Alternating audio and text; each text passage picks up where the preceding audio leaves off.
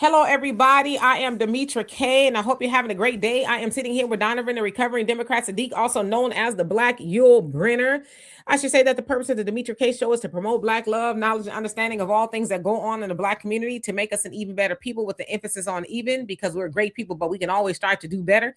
We're going to be talking about who is going to be the new Black leader of Black America. Now, of course, I have my reasons for asking this question. But I should say hello to YouTube and Facebook. You are the other side of the conversation. Also to my wonderful moderators for all that you do in holding down the comment section. It is much appreciated. So a few things here. Today I watched the Savior's Day address. It was really good. The Honorable Minister Louis Farrakhan did get up and say a couple of words. He wasn't going to, I guess, originally, but then he did. It was wonderful. If you haven't checked it out, go check it out. But the message was basically how to make our communities a better and safer place to live. So I will be expounding upon that later on throughout the week, probably on the African Diaspora News channel. But a couple more things just before I give it to Donovan. So if you can see there, I will be going to that. That's the AI version of me, y'all. I will be in Toronto, Canada. July 25th. I will be there with the African Diaspora News Channel, the African Diaspora News Channel Narrative Power Summit. And it's going to be about media literacy, community voice, real change, and just a whole host of other things that we often talk about. So there you can see the information. If you're going to be in Toronto or near Toronto, the border, whatever it is, we would love for you to come out. So at the bottom, you can see there the general admission, VIP meet and greet, VIP premium experience. So you can get your tickets at africandiasporanews.org/Canada. It's down there at the bottom. And let me make sure I'm not cutting anything off of that banner. So just give me a second. Okay, so yeah. So you could go to africandiasporanews.org Canada, or you can contact Emma Anash there at the bottom, EA public relations 1@gmail.com. So again, I'll have this up. You can take a screenshot of this if you want, if you're interested in visiting us in Toronto, Canada, but we cannot wait to see you all there. So I'm gonna put that back. Oops, hold on one second. Okay, so that's one thing. Remove that. And then, of course, you can see us in Ohio in May. Unity, reunion, parade, cookout, line dance party, backyard, barbecue, fish fry, vegan soul, Black business, food truck, networking, outdoor, concert, music, festival, celebration of the year. It is an amazing experience. You have people from all over the country. This is my second year attending, and they over-delivered. So if you haven't come before, you need to come. Hey, you know what? I'm just out here vibing. Get tickets now at OhioBlackExpo.com. So again, that is May. I know we got a lot going on, but get used to seeing the African Diaspora News Channel all over the world. We're going all over the world. I'm speaking that into existence. But you can get your tickets there, OhioBlackExpo.com in Columbus, Ohio, to be exact. Again, OhioBlackExpo.com, where they have all kind of sales and deals all the way up until the event. So I cannot wait to see you all there. So screenshot that and all that in between. Of course, I'll be talking about that a little bit more. Okay, and I should also say to those of us who are, I guess participating is the word, in our Ramadan Mubarak, Ramadan Kareem. It is my first time doing it, I will say. And the first couple of days, I was like, so practicing Ramadan means that you don't eat or drink anything within the daylight hours at all from sunup. So you can't eat from sunup, and then you can eat at sundown, which is in about an hour from now. So it's definitely very challenging, but it's very eye-opening as well. So for those of you all who are participating, again, Ramadan Mubarak or Ramadan Kareem. Donovan? So you're going all over the world. I haven't been paid. For those that just for legal consequences, all material related to Demetra K, I have all exclusive rights to Demetra K. So she's heading all over the world. All right, man. All right. But hey, you guys, in all seriousness, welcome back to the channel. You guys, we really appreciate you guys spending the time that you guys can spend with us. When it's 3 p.m. here in California, it means it's 3 p.m. That means it's Demetra K time. Do us a favor. Like, share, and subscribe on your channels and platforms. That helps get the algorithm out. And also, please do not forget, if you guys want to keep up with these great updates, one way you can do it is the African Diaspora News Channel app. They do the announcements up there. You know where these people are going to be, and you can participate if they come to your local city, town, however you guys do it. But if you could download the African Diaspora News Channel app on Google Play, Apple Store. You'll see great videos of Demetra K, the Emancipation Channel, of course, Brother Phil Scott, Vicky Dillard, Wangel, and a whole host of other contributors there. And there is a lot going on within our diaspora. If you guys really want to pay attention, something's jumping off in South Africa. Nigeria is on the list again. And of course, down in Haiti, there is some stuff going on down there today as well. But this is going to be a very, very interesting conversation we're going to have today, because as you guys know, the Reverend Jesse Jackson passed away earlier this week. And of course, he was instrumental in terming the phrase African American. Also was a hostage negotiator and one of the first successful blacks to run for president until Barack Obama did so. So this is a great conversation. And a lot of people would consider Jesse Jackson a black leader. And we've had a lot of leaders and we've had a lot of blueprints. The question is, which one do we want to follow? I would have to say, other than the Honorable Elijah Muhammad, Louis Farrakhan has been the most consistent leader we've had within our community, in my opinion. So this is great. It's going to be a great conversation. I want to hear what you guys got to say. Let's get into it. Hey, Brother Raven, and hello to everybody else. Yes, I did see that Janet Jackson was at Savior's Day. There's a whole lot of people there, as usual, right? But it was surprising, but it's not surprising because her brother Randy is a part of the Nation of Islam. So I don't know if she is as well, but very refreshing to see. Well, she was married to a Muslim. Or in the Middle East, her son's father, yeah. So let's see. And Rhonda, how you doing? Hope you're doing well. Brother Dom, my triple OG moderator, hope all is well. Beverly White, what's going on with you? Christopher, how are you doing? You say it is a good topic. I think so as well. So let's get into it for the sake of time. So I came up with this question. Well, I actually didn't come up with this question. I actually heard it a few times, and I was listening to the radio this morning, and they were basically pondering, well, who is going to be the new black leader? Now, some names came up. Al Sharpton was one of them. And I said, I think that's a good topic because, of course, as Donovan said earlier this week, Reverend Jesse Jackson passed away from Parkinson's disease at the age of 84. I think we all knew that he was sick, but, still kind of a shock nevertheless. That he did pass away. So, of course, as Donovan said, that he ran for president in 1984 and 88. He was, up until Barack, as he said, the most successful black candidate to garner as many votes as he did. And he also had the help of the Nation of Islam, and Donald Trump as well helped him. So he had a lot of people help him do that. But in the meantime, he came up under that of Martin Luther King Jr. He was on the balcony with him, him being MLK when his life was taken from him. And then from that point, Reverend Jesse Jackson, he went on, he was kind of already in civil rights movement then, but he went on to, coin or establish the Rainbow Push Coalition, which in a sense was kind of a spin off of the new the Black Panther Party there in Chicago, because they had a Rainbow Coalition too. So he went on, and it was the premise of the organization was about the justice and equality for everybody, right? Hence the rainbow. And so, yes, there's people who are mad, I guess. And we kind of talked about this not too long ago, that he coined us African Americans. People are losing their minds over it. And there's a whole lot of conversations about Reverend Jesse Jackson, whether he was a black leader or whether he wasn't, this, that, and the other.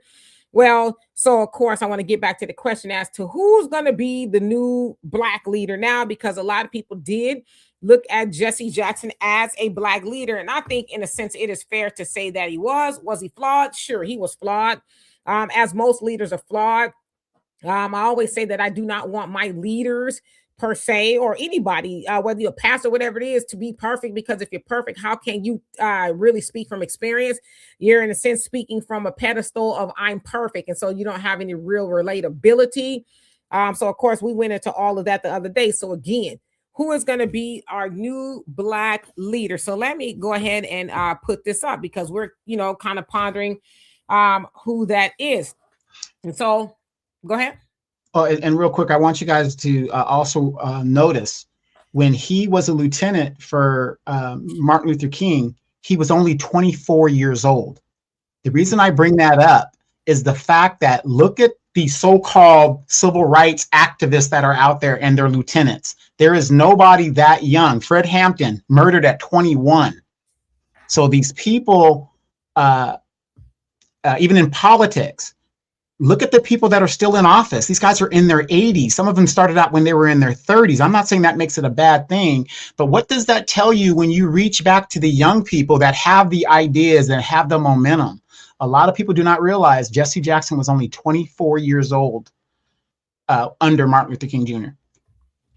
That is absolutely true, but I actually want to go back a little bit. So I've actually seen a lot of people posting these clips, and I should say too that the Honorable Minister Louis Farrakhan spoke on Jesse Jackson as well today, and I got from it basically him saying, "Y'all don't speak for me," because I'm going to show you some clips that have been going around, and this is the first one.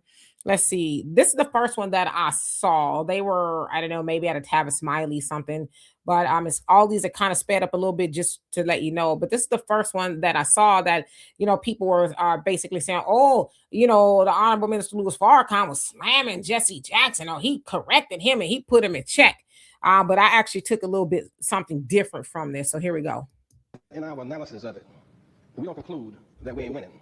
We're winning. There's going to be an election in South Africa a few months from now because we're winning. There was a Middle East agreement signed on the White House lawn last Monday. Because we got the scars in our bodies. We're winning. We came here 30 years ago for the March on Washington. From Texas across to Florida up to Virginia, we couldn't use a single public toilet. We could not use a single hotel. We couldn't drink water from a single fountain. Have been in vain and not productive. The scripture teaches, my people are destroyed for the lack of knowledge. And it is ignorance that is the worst enemy of the rise of our people to fulfill our destiny. Of the rise of our people to fulfill our destiny. That ignorance is fed on by corrupt leadership. Now, the scripture again says, woe to the shepherds who feed themselves and not the flock. Should not the shepherds feed the flock? Most of our leaders are handpicked by the very enemy that we're trying to get free from.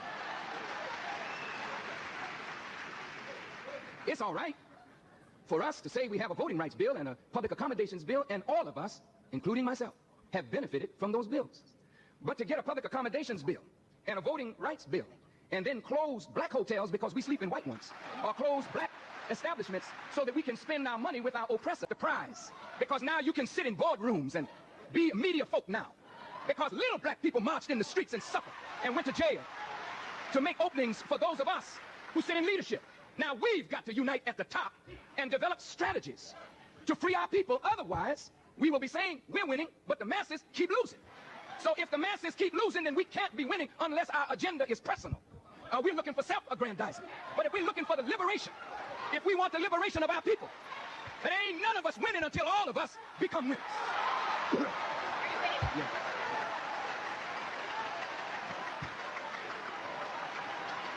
Close black establishments so that we can spend our money with our oppressor is not winning.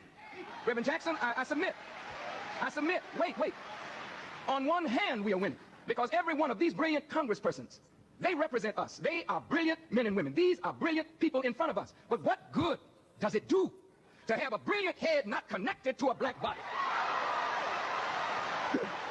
I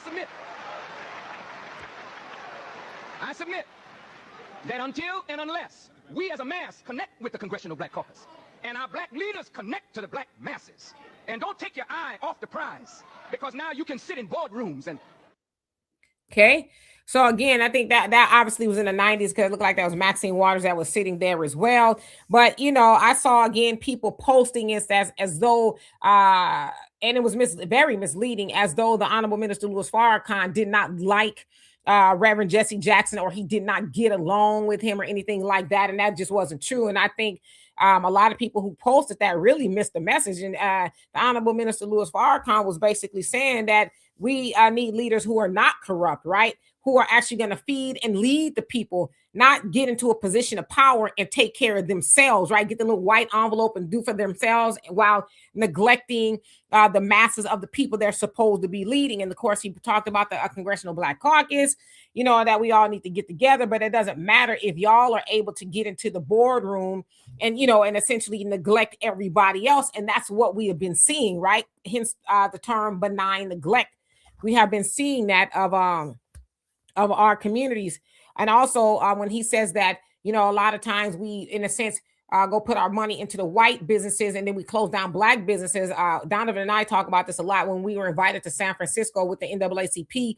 And instead of them teaching the children that were there on how to do for self and things like that, they wanted to create a bill to go to the assembly to so they could create something that other store owners don't follow you around as you're shopping because you're black, right? So it's like, you're still telling them to give their money to other businesses instead of opening their own business and not have to worry about being followed around.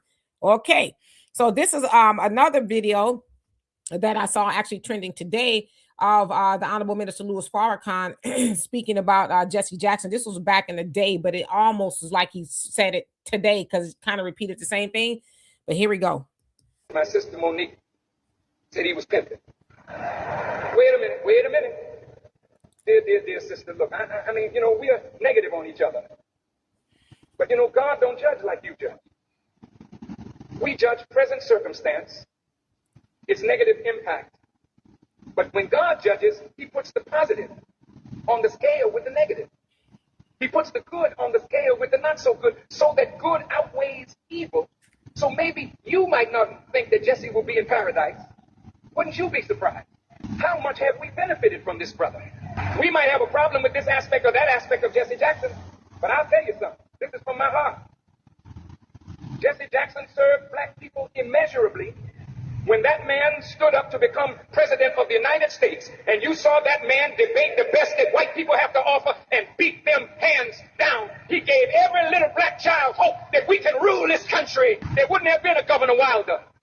There wouldn't have been the mayor of New York. There wouldn't have been black folk making entrance into corporate America without a Jesse Jackson. So when you talk about Jesse, be careful. Respect him for what he gave us all. And leave his judgment to God. For the scripture says, judge not, lest you be in danger of being judged. So I would respectfully say to my sister, I love her. If you got in trouble with the police tomorrow, you'd be happy to see Reverend Jackson show up on the scene. I don't care what you think about Reverend L. or Mark Morial, because you can take us all apart if you want to, because we're standing in front of you. Our mistakes are evident. Our error is evident. But that's what you do. You destroy your leaders because you focus on the thing about them that's not good, but you don't balance it. And that's the way the master taught us, to destroy each other. And that's why we kill our own leaders. Okay. So that was him some years ago, basically saying, hey, he was talking to Monique because I guess maybe one of her standards or something, she likened Jesse Jackson to a pimp. But he basically said, leave the judgment to God. And I co-sign that 100% because a lot of times we run around pointing our fingers. When I say we, I mean me too. I'm not perfect, but we point our fingers at other people thinking that we have the right to talk about them or whatever it is. But we should try to hold our resumes up to them, whether we like them or not, and see if our resume compares. And then lastly, I want to put this up while we're discovering whether Black America needs a new Black leader. I just told you a little while ago, these leaders that they call leaders, this included Lena Horne, this included Dick Gregory, and this included comedians, comics, trumpet players, baseball players. Show me in the white community where a comedian is a white leader. Show me in the white community where a singer is a white leader, or a dancer or a trumpet player is a white leader. These aren't leaders. These are puppets and clowns that have been set up over the white community and over the black community by the white community and have been made celebrities and usually say exactly what they know that the white man wants to hear. Okay. So again, and we've all seen that before. That was our brother minister Malcolm X, basically saying that they, being the power structure, the white power structure, I guess, I usually give Black Americans leaders that are entertainers and things like that. In a sense, we kind of still, when I say we, I mean collectively, see those descriptions as our leaders, and they are not, and they should not be. So I'm going to give it over to Donovan. But before I do, Christopher, I want to say thank you so much for the donation. I'm going to get to the rest of the comments as well. It says, my Negro poll tax for marrying a white woman. Laugh out loud. Keep up the good work. Jesse was never the white man's assigned handler for us, unlike this new crowd, starting with these clowns in Congress and Sharp, in my opinion. Yes, indeed. So you saying you're married to a white woman? Okay, well, thank you for the donation. Donovan? Yeah, it's really a good question. I mean, what do we follow? Who is the leader within us? We have so many different factions. You have the women have their faction of who they want to follow and lead, and the men have our factions of who we want to do, and then we have the diaspora that are bringing their factions and what and who they should follow. And it's really a toss up to what, to me, it's really a toss up to what it is you want to get out of this country. And there's a lot of stuff going on that really is it's really bothersome, because here's my thing. When I look at it, Jesse Jackson, Al Sharpton, Maxine Waters, what's her name, Barbara Lee, John Lewis, all of these, people that are in the history books. They've made history,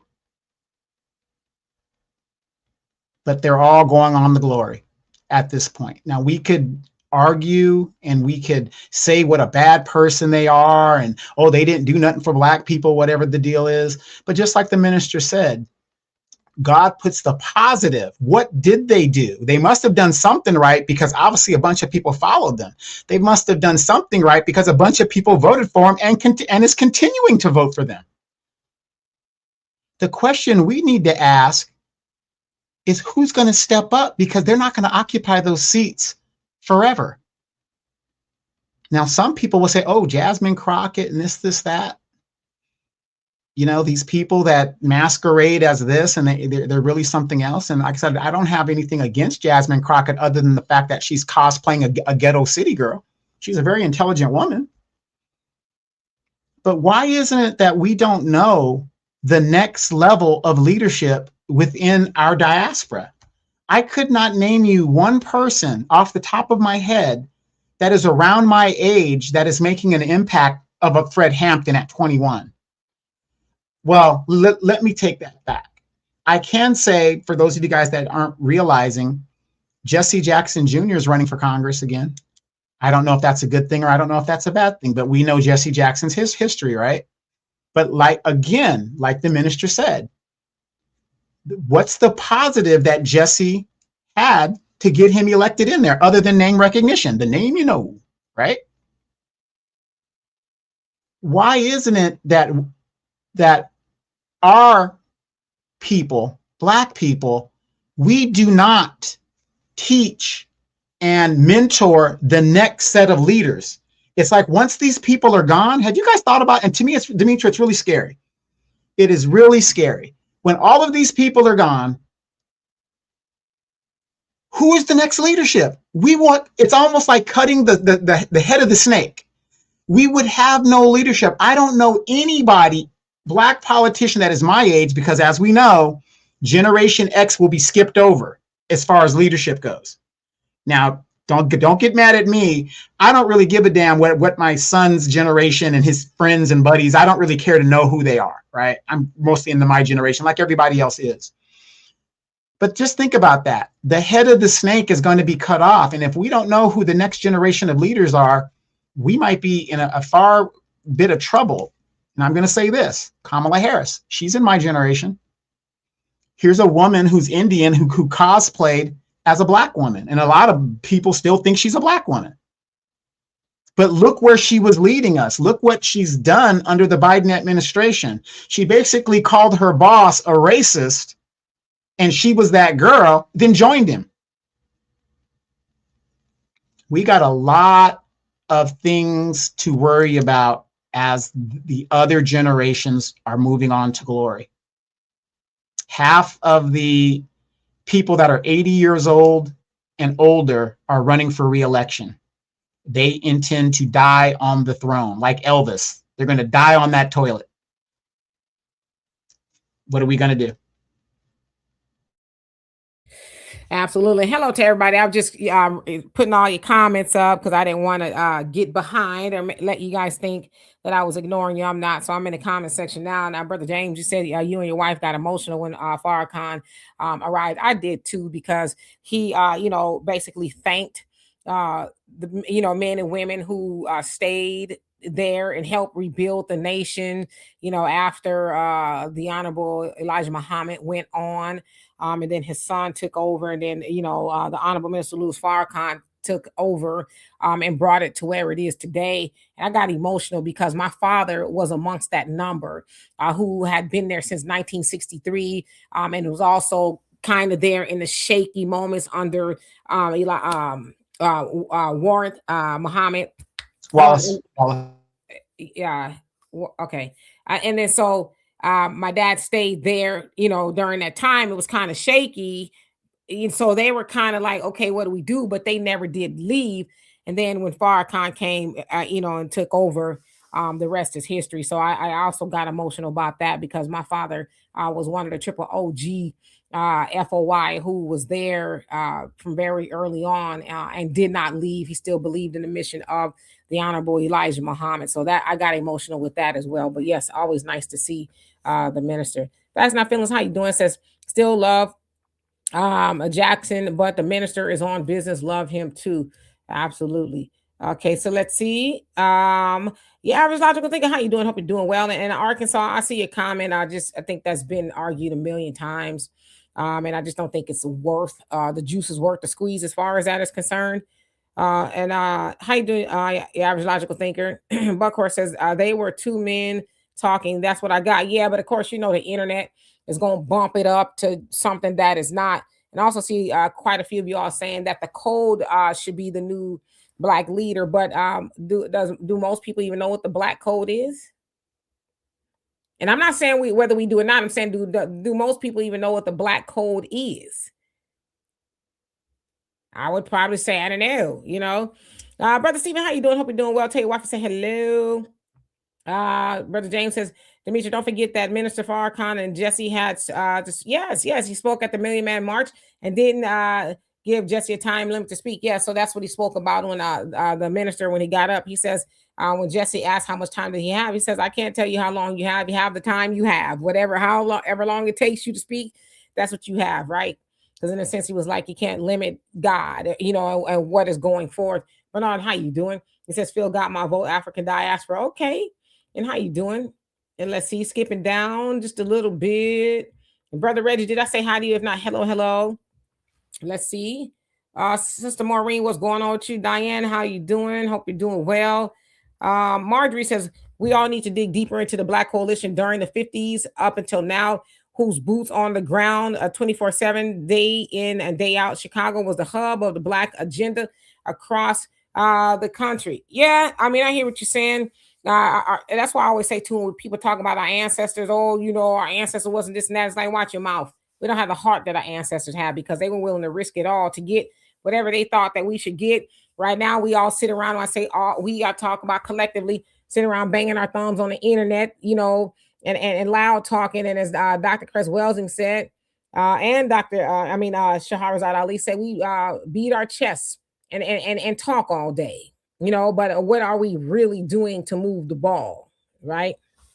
So yeah, and that's just a question I'm just putting out there. Shan, how you doing? Can I ask you a quick question, Demetri? Would you consider Mr. Bryant here in California a leader? No. Why is that?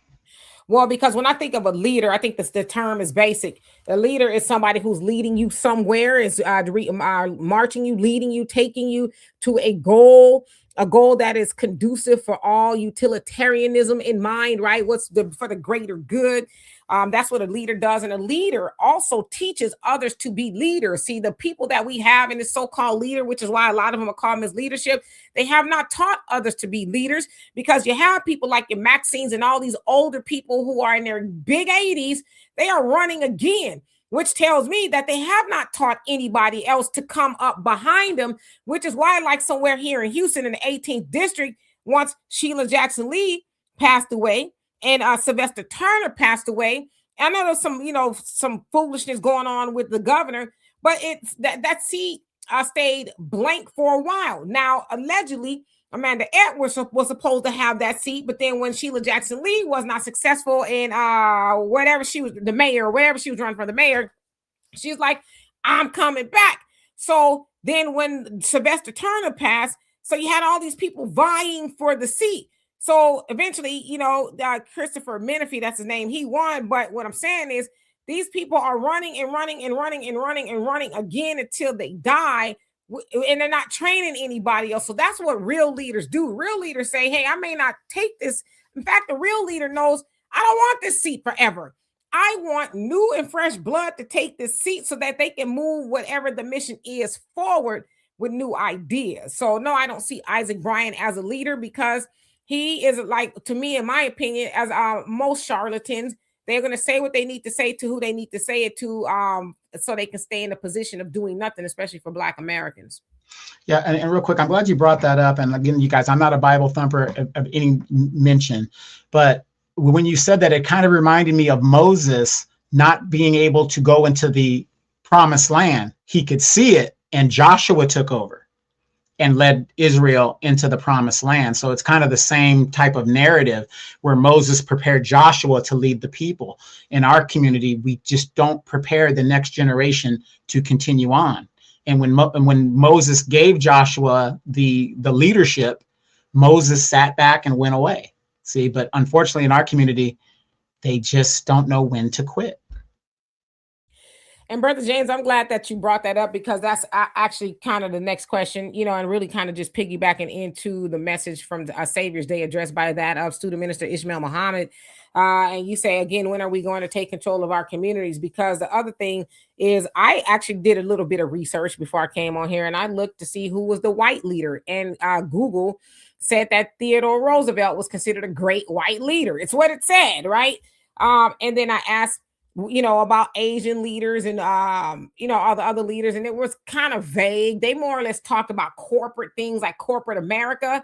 But when it came to us, let's see, in our leaders, it says, Black leader is an individual with influence and authority who advocates for the advancement, empowerment, and rights of the Black community, often while navigating systemic racism. These leaders, ranging from corporate executives to activists, act as role models, striving for social justice, equity, and the uplifting of their community. The other ones, again, they talk more of a business sense. So I don't know if that was just a disconnect with Google, whatever it is. But to your point, now I obviously consider the Honorable Minister Louis Farrakhan to be a great leader. He just is. I don't care what nobody says about it.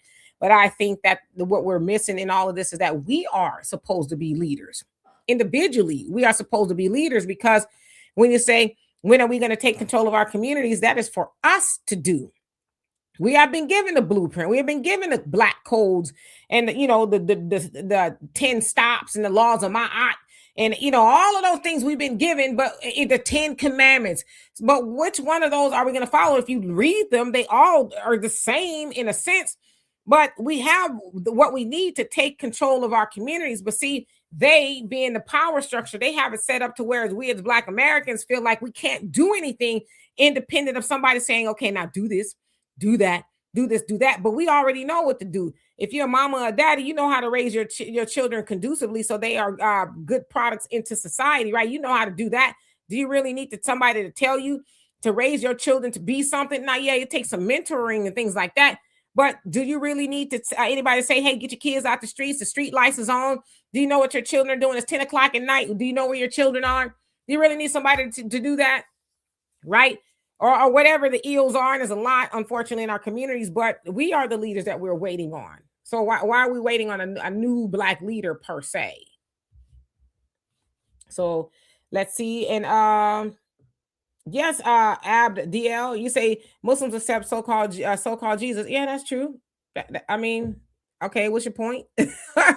Yes, yeah, logical thinker. Everyone is so divided, and that's all by design, right? Alex, how you doing? Said division is good. It just depends on which division you're talking about. But when you talk about division amongst us, especially as Black Americans, how has division helped us? Just asking.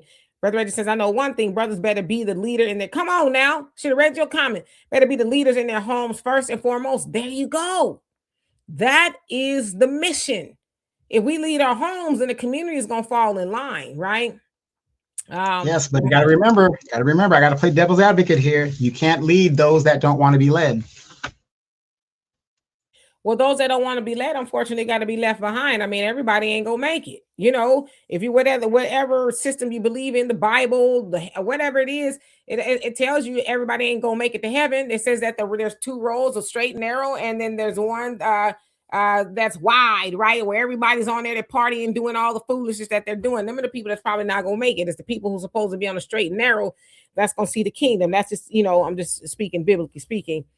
So yeah, everybody ain't gonna make it. Marcus Garvey said there's some Negroes that are no good here, and if we go back to Africa, there'll be no good there. So some people got to be left behind, and I think we have to be okay with that because we're wasting too much time trying to convince people who are not going to be convinced. Because there's people who want to hear, how we unify and build, but we're spending too much time on the foolishness. And I personally, as I said, I want to delineate from ignorance. Yeah, but when it comes to within the family, it is very difficult when you have a bunch of people who believe in agenda of equality, which is totally ridiculous. Men and women are not equal. We're not built equal. Our roles are different. You got a lot of women who have been indoctrinated to believe a certain thing, and you've got a lot of men who were raised by those women that also believe in a certain thing. And so the division within, I hear this all the time about, men need to take charge within their households or whatever the deal is. And I agree with it, but the reality and the fact of the matter is you have a bunch of people nowadays since the 1970s and moving forward that, again, 70% of our households are not married. And you got a lot of people who don't want to, they're not getting married because they've been indoctrinated by that. You can't lead a household if there is no household.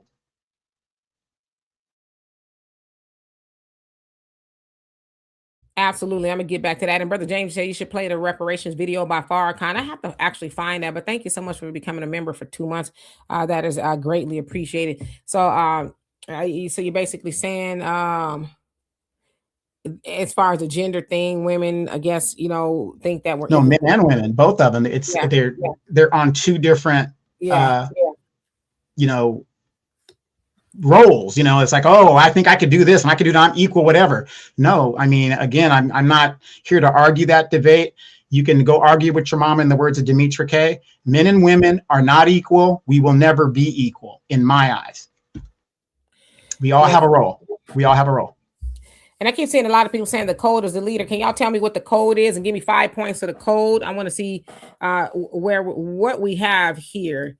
Because I keep seeing people say that he's a certified Freeman. How you doing? He says the lineage is the leader. What does that even mean? And I'm not being facetious. I don't even know what that means, that the lineage is the leader.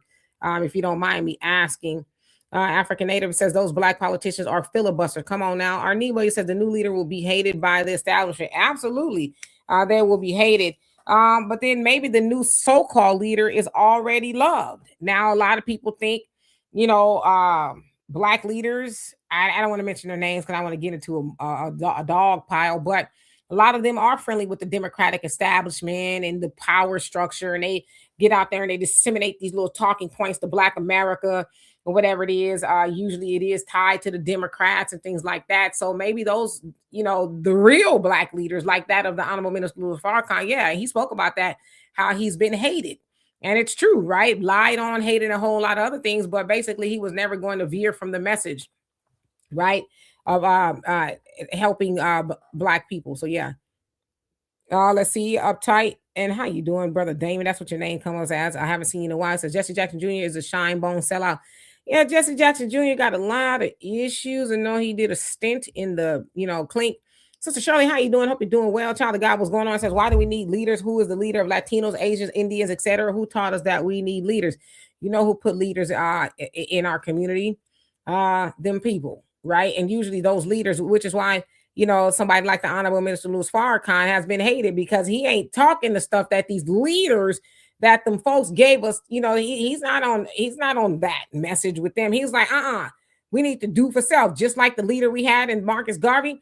Up your mighty nation, accomplish what you will. So you see what they do to those type of leaders. They, in a sense, neutralize them. So it just depends.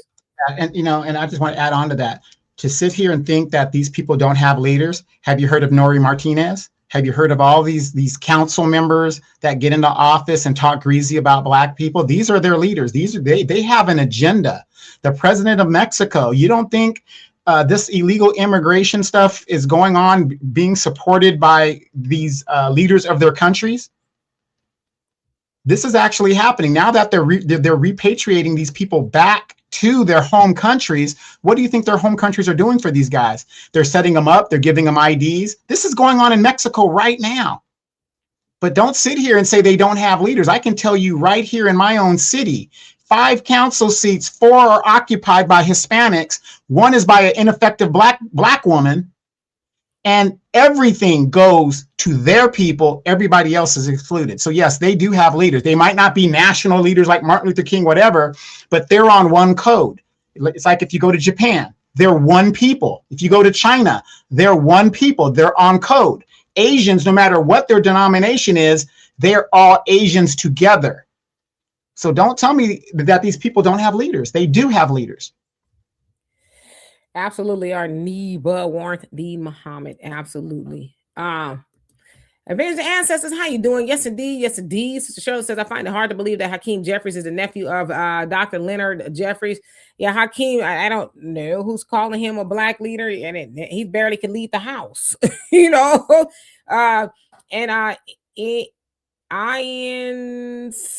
Intelligent. Your name is kind of squashed together. Forgive me though. He says lead Black people where? Good question. Traveling Diva, how you doing? Says, I love the elders, but they're the reason our people voted for Democrats over 60 years. I don't know if they're the reason per se. There was a shift. There's a lot going on, right? Because I remember our elders used to be Republicans. So there was a lot of things that caused the shift for, just not getting into it all for the sake of time. But it wasn't just them.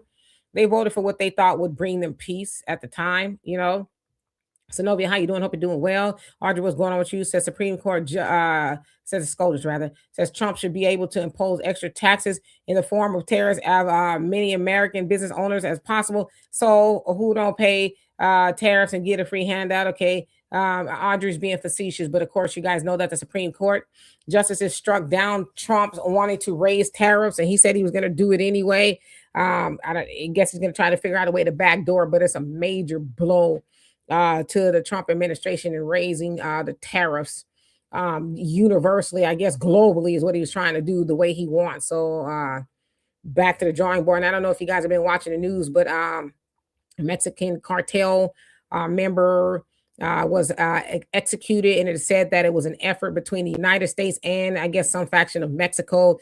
And Puerto Vallarta right now is on fire, the airports, everything. It's just a mess. They said that they're targeting people, Americans. So if you know anybody out there vacationing in Mexico, tell them to be careful. And I'm sure they already know that, but there's a lot going on. But my thing is, if the United States is complicit in helping them do that, it's like you didn't care about the many Americans that vacation over in Mexico all day long. That's kind of crazy, right? But I've been watching a lot of the footage. It is bananas. It's like a movie. So yeah. Okay, so let's see. I will watch that video if I haven't already seen it, Brother James. Phyllis, how you doing? Says Dave Anderson is the perfect candidate. I'm not sure who that is. Smiley says, I am the youngest of the baby boomers, and I have not seen any real leadership concerning Black Americans since MLK was killed. I was 6 years old then. I was out there working for the last 40 years. Yeah, I mean, MLK was considered a leader at the time, but then right before he was assassinated, he woke up because he had indeed had a conversation with the Honorable Elijah Muhammad, and then shortly he made the statement that he felt like he'd been leading his people into a burning house, and that he was going to Washington to get our reparations check. So yes, he was leading us, but then, and I don't want to get into a whole lot of it because I know people get sensitive about it, but it is possible that Martin Luther King Jr. along with some other ones were getting their talking points from the White House, whether it was a John F. Kennedy administration or whatever. So, but I hear what you're saying. Let's see. Brother Easy E says, when the powers see intelligent black politicians, APAC pull them and corrupt them. Yes, that's what I said too. That's one of my metrics is if you are getting money from APAC or any other organization that's got you like a puppet, I am not going to be voting for you. I don't care what color you are, how you talk and how you walk, and you not get my vote. It's just that simple. Along with some other things, you know. Let's see. Skipping down, Lynn, how you doing? Says each one should teach one. That is what our ancestors told us. Yep, exactly. I totally agree with you on that. Brother Reggie says Jasmine Crockett can lead y'all to good wig. You better stop it. You know, they say she's doing pretty well here. As far as the Senate race, in regards to the primary, she's doing well. But then, yeah, because the Republicans are funding her campaign. Well, that's what they say allegedly. They're pushing her to win the primary. Yeah, but then, you know, they got a lot of tomfoolery on the Republican side as well. But it said that James Tallarico, who was running against her in the primaries, is starting to come up due to a recent interview that wasn't aired on CBS, but it actually was on YouTube instead. And so many people watched it. Bobo, how you doing? Says, okay, what's really good, everybody? Nah, everything. Bernard says Texas didn't show up for Amanda, period. Yeah. I couldn't vote for her as I'm not in her district, but she was supposed to be the one that's running for the seat. But sounds like there was a lot of sabotaging going on there. I don't know. Yes, Audrey, the Trump administration, they are, you know, fumbling big time. I think that's kind of what you're saying. Brother Damon says an FBA leader would push for tangibles enough with the Shine Bone sellouts. Yeah, I mean, I guess it just depends on. See, y'all know I don't get into the whole FBA conversation or anything like that for a whole host of reasons. But I don't know. There's a lot of questions there as well. You know what I mean? I don't know if y'all saw that Dr. Umar is starting a new group as well. It's DAFA. DAFA is what he says. Oh gosh. Diaspora. I can't remember. It's in juxtaposition to the FBA group. Anyway, Christopher, how you doing? Says problem. No one heard of Crockett and was hand selected to take over that seat and gave Israel cover. No time spent here in Texas. Yeah. They have some pretty crafty names for Jasmine. I won't use on here, but Nine what's going on? She says Dr. Henry Clark said, bury the man and continue the plan. Yep. And that should be the way it is. When you're long gone, your plan and your ideas should still go on. But a lot of people who leave out of here, if their ideas do not spread or permeate or continue, that goes to show you that they wasn't probably really about nothing. And I'll just go ahead and throw one name out. Well, maybe I won't. But he went somewhere September when he was doing a college campus tour. People talk about the things he's talking about, but I don't hear him talking about it as much as they did. Time will tell. Let's see. Marjorie says, I'm 72. It says, I remember my college years sitting in meetings at college with some of these leaders, listening about Black empowerment, going to the Black Panther bookstore in St. Louis, reading books. Yep. What a time to be alive. I wasn't alive then. That was a little bit before my time, but just thinking about reading books. Child of God says you can corrupt leaders. You can delete leaders. It says you can corrupt leaders. Oh, so leaders, you say, and you can delete leaders. Okay. Got you. T. Austin, what's going on? She says it's not about leadership with these politicians, about comfortability with these people. They're not concerned with the voters. Yeah, because at first they go in with the rah-rah. I'm going to be doing A, B, C, and D. But when they get in there and they see all that money coming down and this, that, and the other, they're like, screw them people. Right? So, yeah. Mr. Norris, how you doing? Says, what I noticed is that after Malcolm Martin and Fred were killed, there was a fear to speak out strongly against America. I think Demetri and Donovan Phil and others are new leaders, collaboration.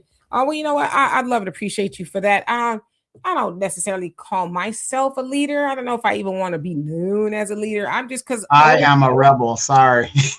Well, I think leaders can be rebels too, because I always say many of the things that I'm saying is not original ideas. You know what I mean? I've actually gotten the talking points from people who were leaders, you know? So I just feel like it is my duty with the gifts that I have is to continue to disseminate the information that I learned. And if it leads somebody somewhere, my main mission is just to lead people to think. That if you can think for yourself, then there is nothing you can't accomplish. But right now, I hate to say this, but especially in our community, we're not really thinking a lot. We're just kind of going along with it.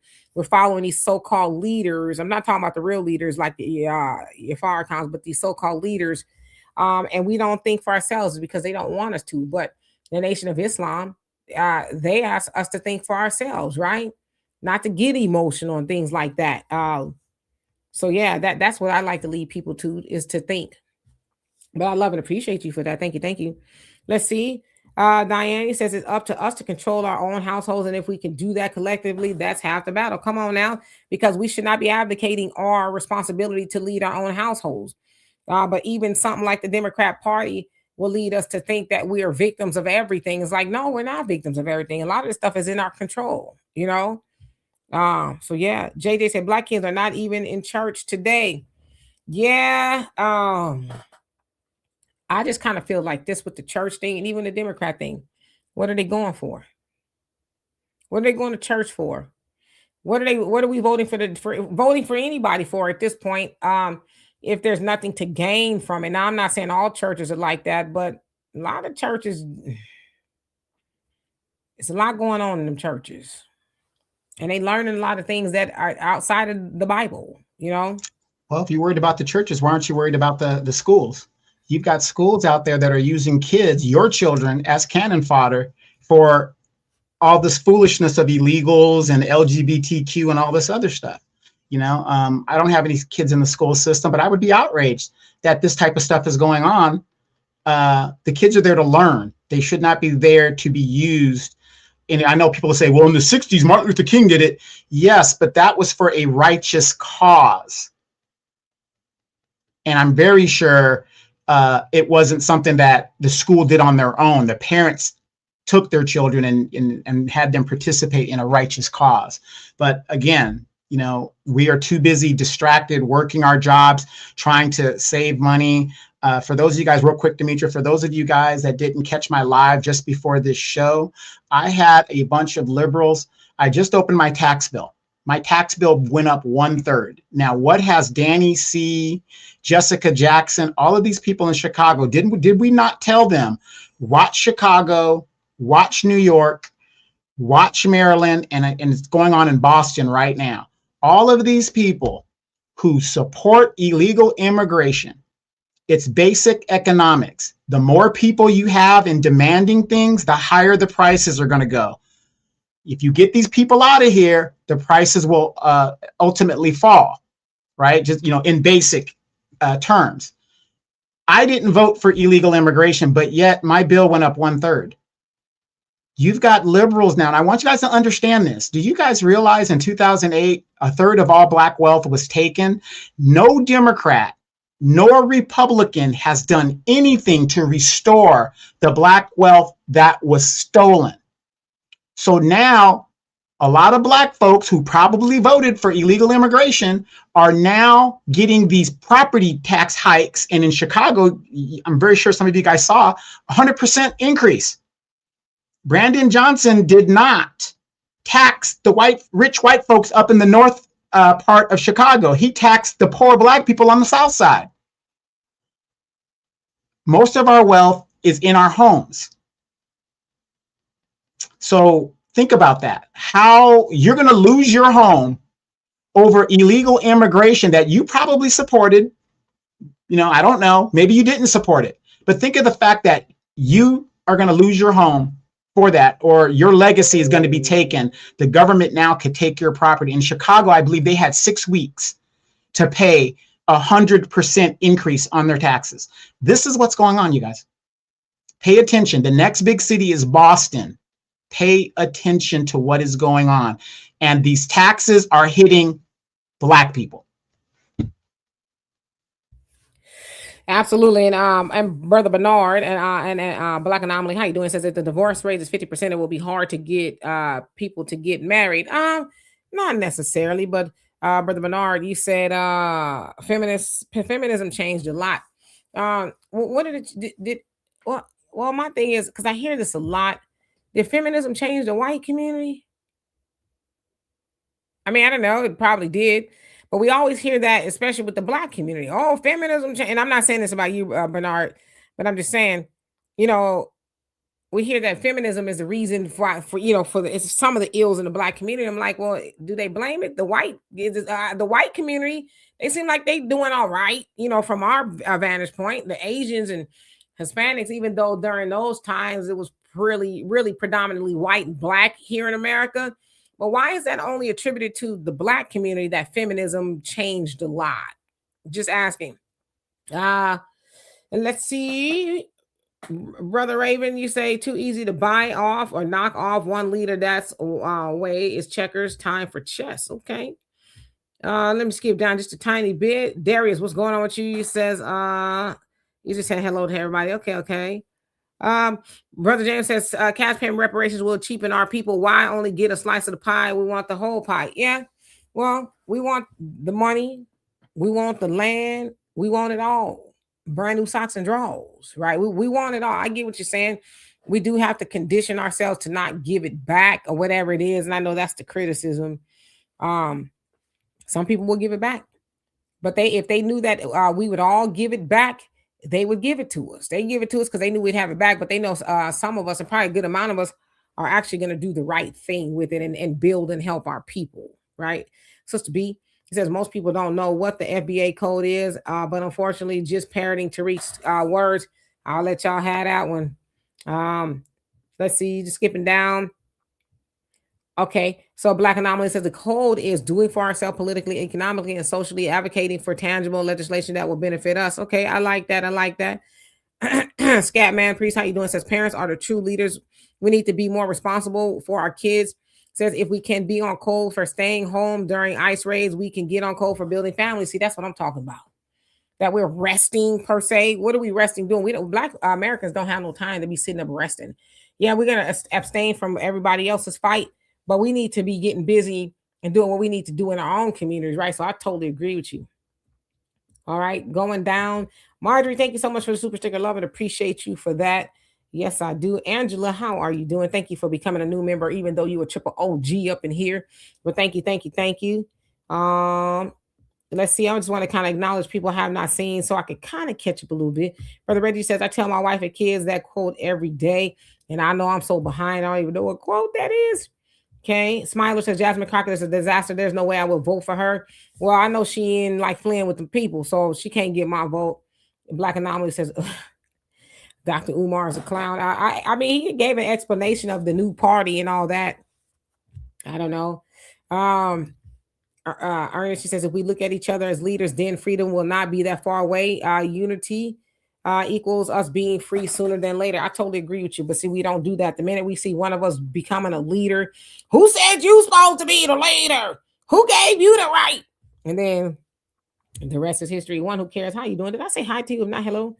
And brother African Native says one who cares, triple OG as well. Yeah. African Native says FGMG board of directors. I don't get it. I ain't getting into all of that. But one who cares, he says Dr. Umar should go and rest. Yeah, he said he's starting him a new party. Brother Easy says Umar trying to repair image newsflash, not gonna work. I don't know. Oh, he's gonna be on the Breakfast Club, I think Tuesday, as a matter of fact. From what I understand, he's gonna be on there on the 24th. So that's gonna be an interesting conversation, I'm quite sure. Magnetic, thank you so much. Love it. Appreciate you. Hope you're having a great day. Since I just became registered in Nevada, I'm voting against anyone who didn't support FedEx, federal employees, rather, feds. Why we up? Yeah, I agree. Especially since you're a federal employee, you're voting your interest, and those who were in jeopardize that. Yeah, you have a right to vote. Otherwise, totally. Hey, and do us a favor, you guys, hit that like button. It's absolutely free. It helps the algorithm. And if you want to buy Demetra K, who stays up a lot during the week, a cup of coffee, please do so. We really appreciate it. Thank you. I was reading somebody comment. Estan Magalian, how you doing? I don't even know what that means, but okay. Scatman says Dr. Umar Snow Bunny Police. Yeah, he ain't having it. Y'all out there with the snow bunnies, he gonna let you know. Brother Reggie, you crazy.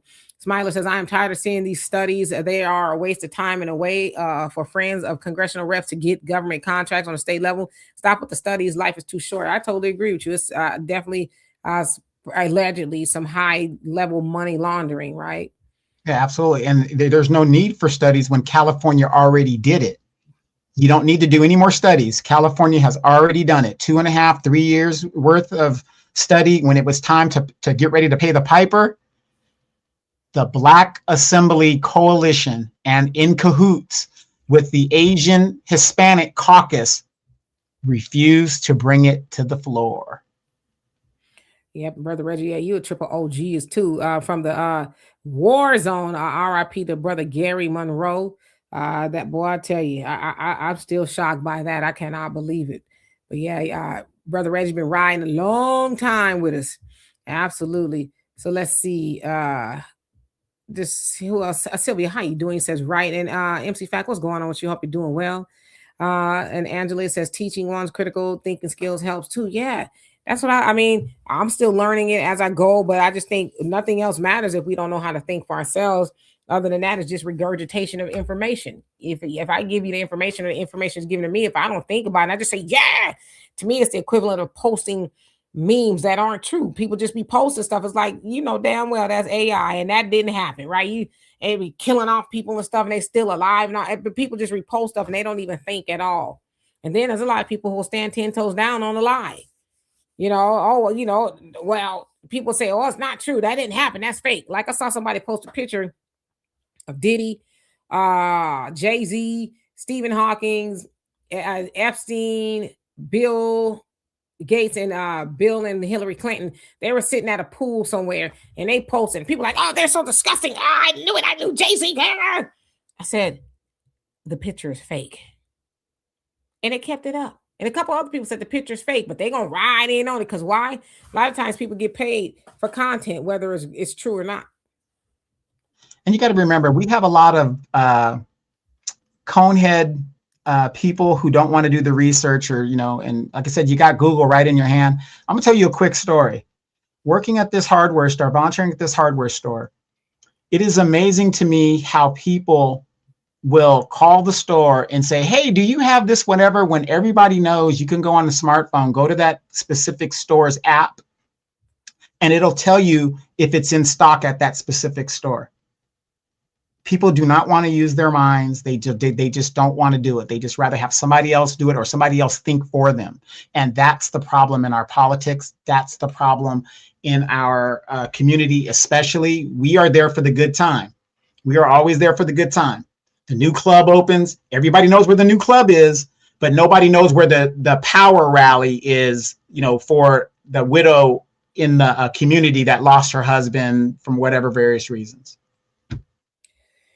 Yeah, you know what, too? Those property taxes are really going up everywhere. I know from what I heard here in Houston, a lot of people just can't afford to keep their homes due to the property taxes, and the insurance is going up everywhere. So they're like, my mortgage is okay, but the taxes and the insurance, my payment is through the roof. The juice ain't worth the squeeze no more. So there's a lot of houses for sale in this area. Right. But see, here's what people don't understand, especially if you're not a homeowner. I know you're a homeowner, Demetra.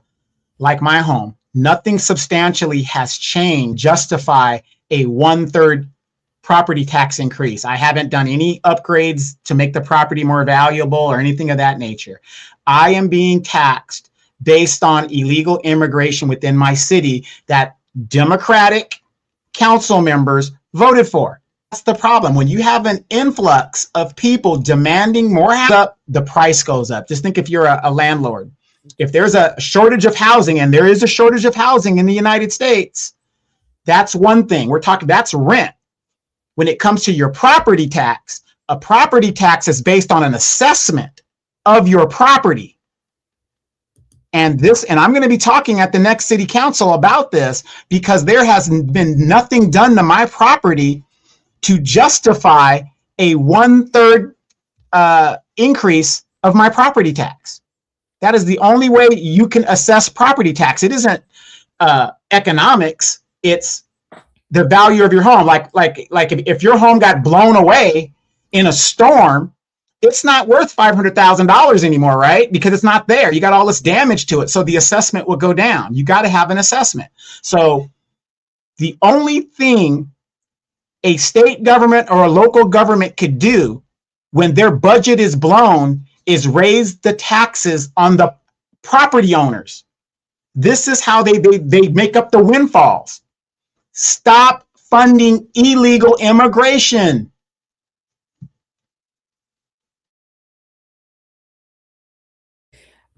I just see a lot of people saying the code is the leader, so I'm just trying to see where that comes from. I've never heard of the code being the leader per se, so I'm just kind of typing in something. Yeah, but I want you guys to understand, as Demetrius looking at that, I want you guys to understand when a city budget is broken. Look at New York. They weren't talking about property taxes at all. The new mayor there, he wasn't talking about it. But what is he saying now?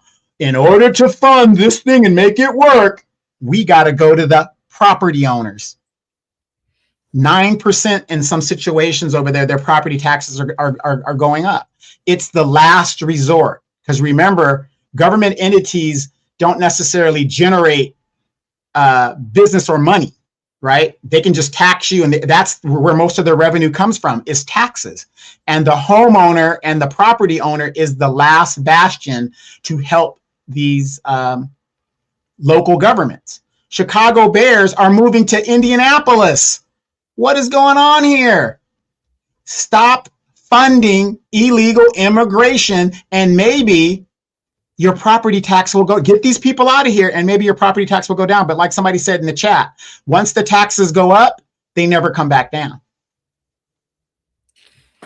Gotcha. So I got the answers that I need. I'm just gonna leave it at that. I kind of figured that, but I just want to see for myself where that was coming from. I personally never heard of that term. The code is the leader until today. So I just did just a tiny bit of digging, and I came up with what I thought was the case. So yeah, and even with that saying, just from the little time that how long was that, Donovan? 3 minutes or so I was looking. Just in the time that I looked, there's some division amongst that code. So it's like nobody's on code with that.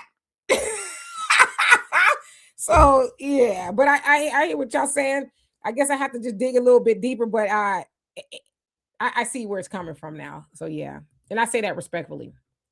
God, Brother Damon said FBA and Black First Family is focused on self and Black empowerment. Okay.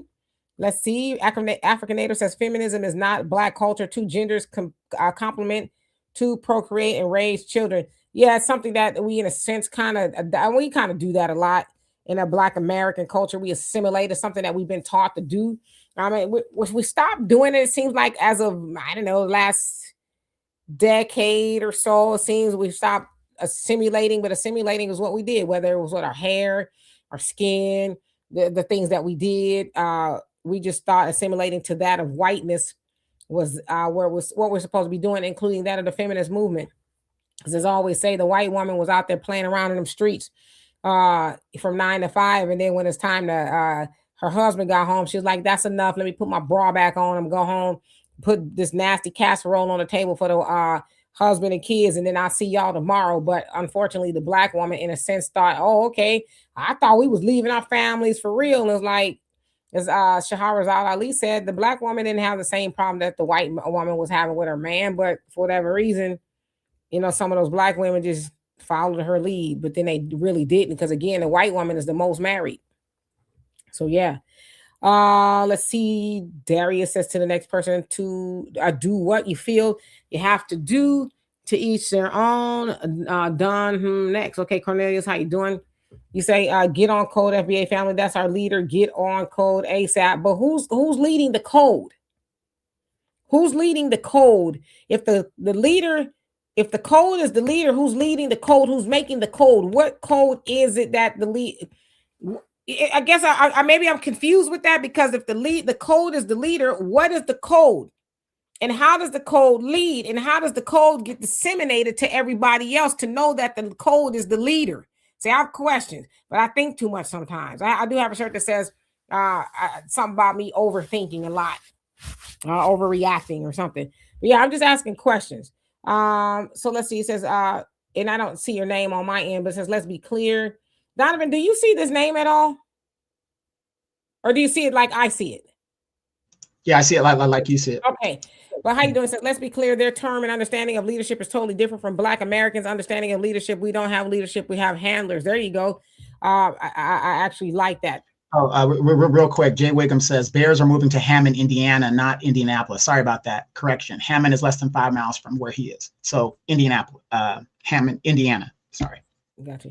Hey, it's right across the bridge, I think, right near Gary or something like that. I don't know. I know Chicago and Indiana are right next to each other.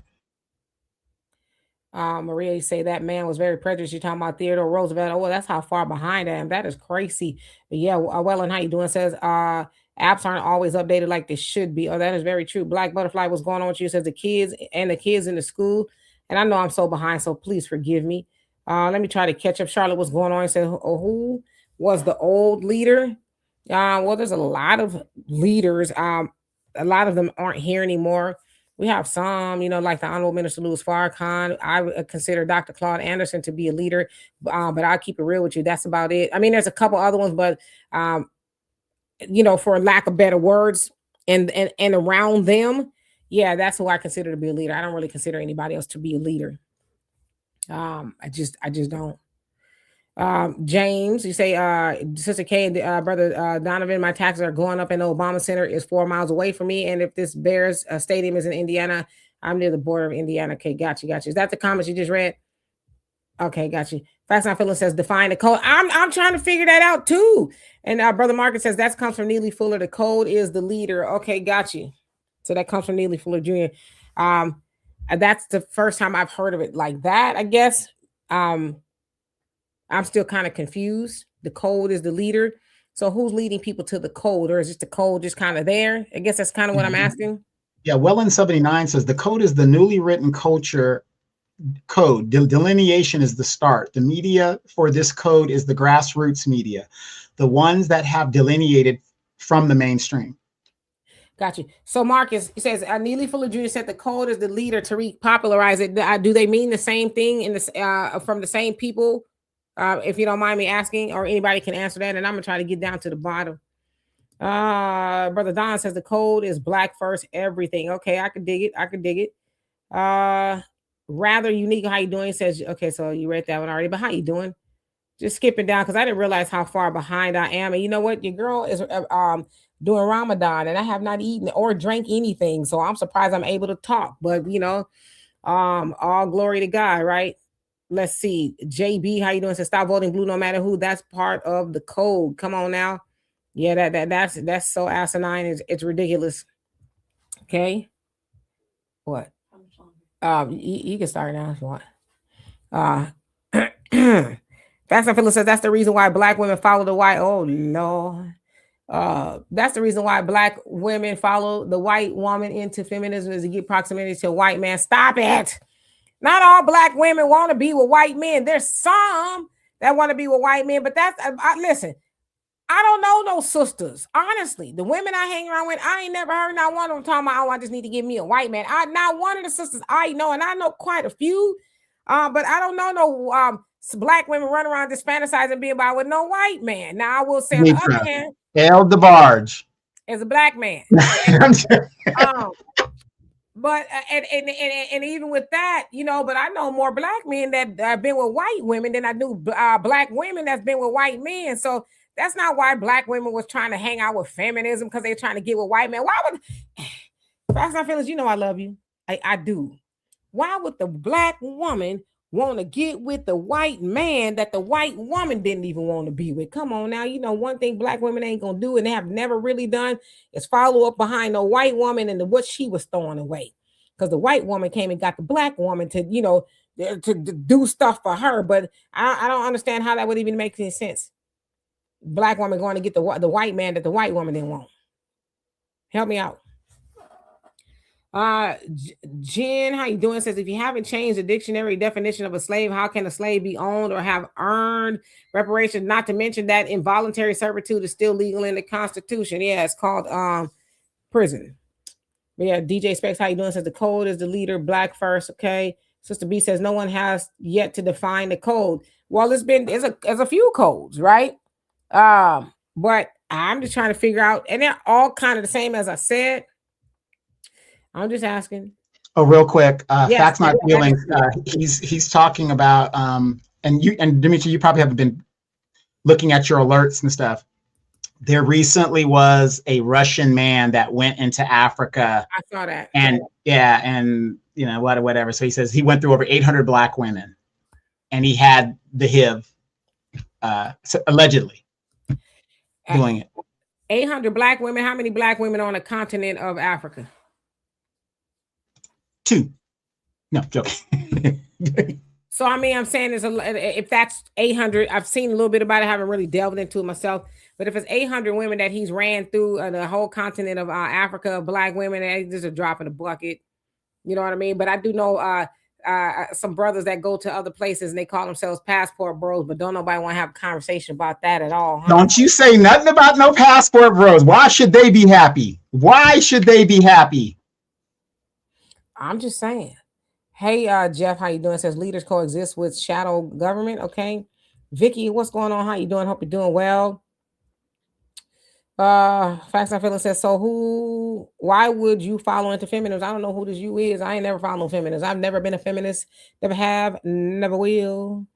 I mean, again, y'all like to pick and choose, and this is what I hate about the internet. That's why a lot of times y'all don't really see me on much. I might post some here and there, but I'm not hanging out on the internet. In fact, I feel I'm not saying this about you because you know I love you and I just really do love you. Do.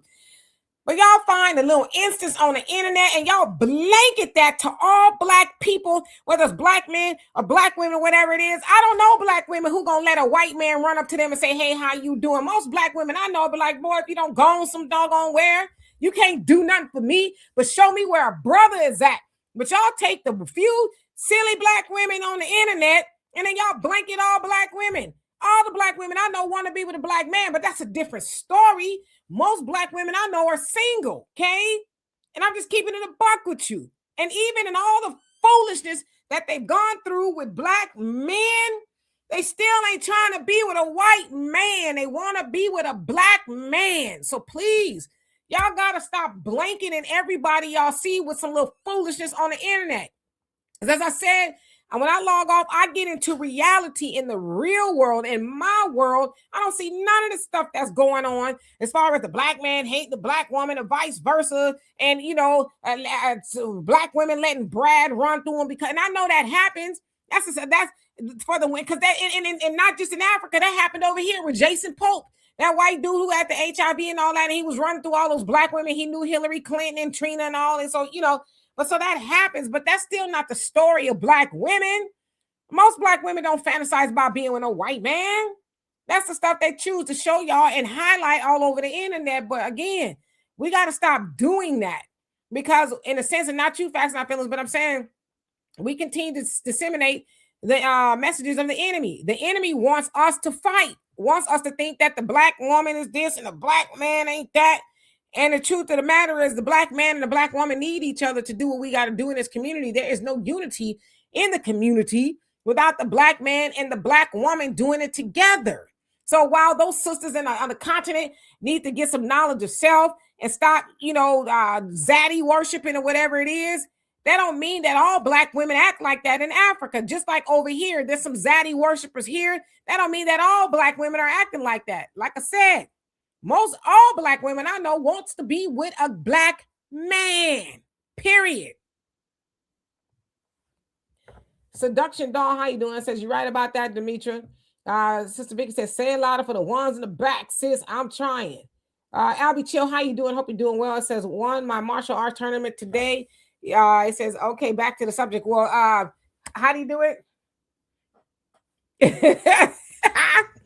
He's not a Buddhist monk. Okay, that's Buddhist monk stuff. Hey, you know what? Facts not feelings. You might not have to wait till you become a president for that to happen. Okay, it may happen a lot sooner than you think. But see, I don't have a problem with decency and covering up and all that. And for the most part, y'all don't ever see me on here with my breast and all that showing. You know, I'm usually trying to be covered up because I'm getting older as well. There's some things that I can do, but there's some things I'm not going to do, right? Because we're here for the message. We're not here for, you know, the cleavage and all that other stuff. We could get a lot of clicks in the algorithm if Demetri would just, you know, get up and walk to and from. Just for a second. Go get that pen over there, Demetri. Go get your coffee real quick. We'll wait for you. No. So yeah, and Marcus says that's exactly what Tariq is talking about. Facts Not Feeling Neely Fuller's book. Why do y'all constantly misrepresent simple topics? Are y'all from D- students? Well, yeah, I got a couple of D's when I was in school, but I got a master's in and well, obviously a BA now, so I don't know if that means anything. Well, yeah, I got a couple of D's in school, but I have a right to question. I don't like y'all. When I say y'all, I mean them over there. I don't go along with any and everything I hear just because somebody else said it. I want to know where it came from, if you don't mind. See, a lot of y'all got leaders already, and that's your business. I can't tell you who to follow, but I know that Demetri K ain't following everybody. Okay, that just ain't gonna happen. Everybody can't lead me. And as I say too, I could tell who's being led by who. A lot of times by the things you say and the things you do. But everybody can't lead me. Do I got to put up my "What's Love Got to Do with It" scene with he had the roses and he was like, "You can't leave me, Annie Mae. I'm in here. I'm in here." You might need to. Venus, how you doing? Says the code for Black Americans should be the mission and the goal we need to get in check. Time is running out. Come on, Black America. Time is run out, right? Facts and Feelings says I unite with my Black woman, step back and take the lead. Well, I mean, again, I don't know any Black woman that's talking about she want to be she-man or she trying to lead the Black man. All Black women I know would love for a Black man to step up and say, "Hey, babe, sit down. I got it." We would love that. I'm not saying they don't exist. I'm just telling you what we would love. We would. Hey, I would love to not have to say another word and let a good Black man lead me. Boy, I tell you, sometimes I stay up at night thinking of to stay up at night. Okay, that's all I do. I stay up at night thinking about it. But I'm just saying, I'm not saying there's no good Black men out there. There are good Black men out there, but don't reduce us all down to zaddy worshipers and all this other. I will tell you right now, I've had some men of the other persuasion step to me, and I'm like, what about me made you think that I swirl? Because I don't, and I kind of got offended. Like, I need to pick my afro out a little bit more, and they like that too, believe it or not, But yeah, it's a brother for me. And if I can't have a brother, then there will be no other. I leave up out of here by myself. Y'all put it on a t-shirt. If I can't have a brother, there is no other. Dr. Umar ain't the only one that can rhyme. African Native. Hit the Cash App. Hit the Cash App, my Nubian sisters, my Nubian brothers. Hit that Cash App. He's stupid. African Native says bleaching and bowing the head, not looking eye to eye while talking to our enemies is already a defeat. Absolutely. Brother James says, Demetri, I know I need my wife. My wife needs me as well. That's what I'm talking about. That's a conversation we need to have. So we need to hear those conversations more often from your brother James and your brother Stevens that say, hey, I got me a woman. I don't know about the rest of y'all, right? Those are the leads we need to be following, not these suckers and fakers and jokers up on the internet talking about, the Black woman this and the Black man that. They're like, shut up. I just block people. When I'm telling you, I'm a blocking fool. When I see stuff ignorant, I don't care who it is, whether I follow or not, I'm blocking you because I'm just not. I didn't want that in my eyeballs, Sprinkle, sprinkle. Her husband just died. Matter of fact, I just saw her husband just died. She said he was like a lot older than her, whatever. I don't follow sprinkle. So wait, let me get this straight. So a married woman is telling single women how to move and finesse men. Well, married women are supposed to tell the single women how to move to get a man. I don't know about finessing. I don't follow her content, so I don't know what she's talking about. I just heard of the term sprinkle. But that's what the married women are supposed to take the lead and say, hey, young single women, whatever, get you a man, settle down to a good choice and all of that. That's what she's supposed to be doing. It's the single women. Y'all say all the time, single women keep women single. And the same thing for men. Y'all, some of y'all keep each other single, it's bros before hoes type of stuff. Demetri, I always say, fellas, Dominican Republic, Sosua is not a place to do your bachelor party. If you go over there, you will not be getting married. Because I'm going to tell on you. Because I've seen it with Black women do for some strange with a white man, especially in the DMV.